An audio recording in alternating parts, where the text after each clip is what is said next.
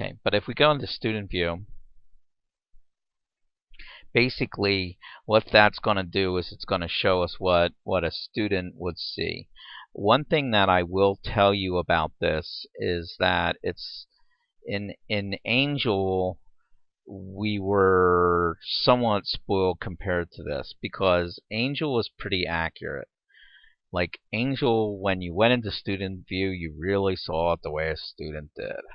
Here, there are many things that pop up where you're in student view and you see it a certain way, and I've had this happen numerous times where I developed something based upon what I saw in student view, because that is the way I thought students were perceiving something, only to find out from my students that no, they were seeing something completely different than what I was seeing on my student view. And this actually has like a major impact upon the placement samples this summer, because I was seeing a heading that said choose one of the two following questions, and students were not seeing that heading.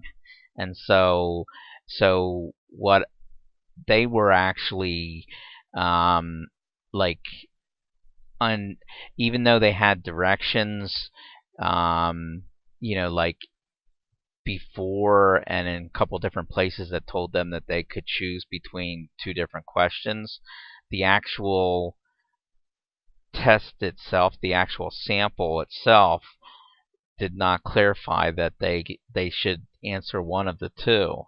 And so when they got to the sample, they most of them, I'd say 80% of them answered both questions instead of just answering one in a half an hour, and that changed the test. I mean, it changed the placement.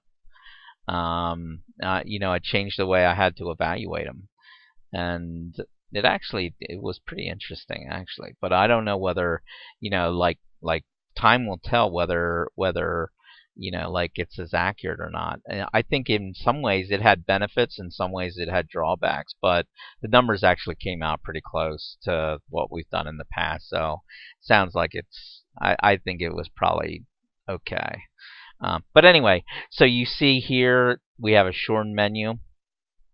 Okay. Let's just see here.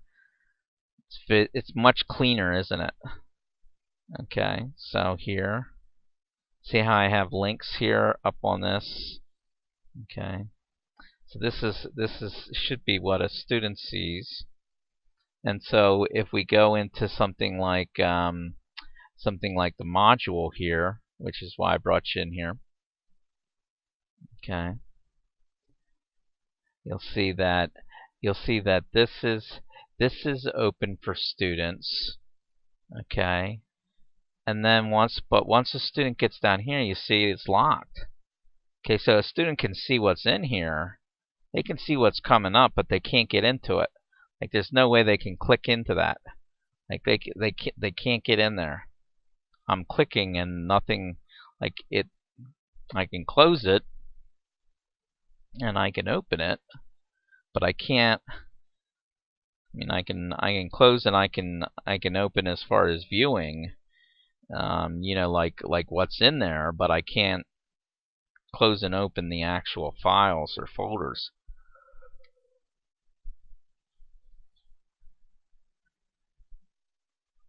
Okay, so this is what happens with these dates. Now, one thing that I would warn you about is that with these, like if you have something in this week that you can open, basically you can also close down the week until the week. Okay, and so, which is how these are set up. And so See how it says locked until August 26th at at 3:30. I don't have this week 2 open until this was based on a class that went 2:30 to 3:20 Monday, Wednesday, Friday. So 3:30, which was 10 minutes after the class ended. Then the next week um, would open. Okay, on a Friday, 10 minutes after the last class of the week on a Friday, the next week would open up. Okay, but even if something in here would be open, it would not be accessible until the actual whole week opened up. Just so you're aware of that.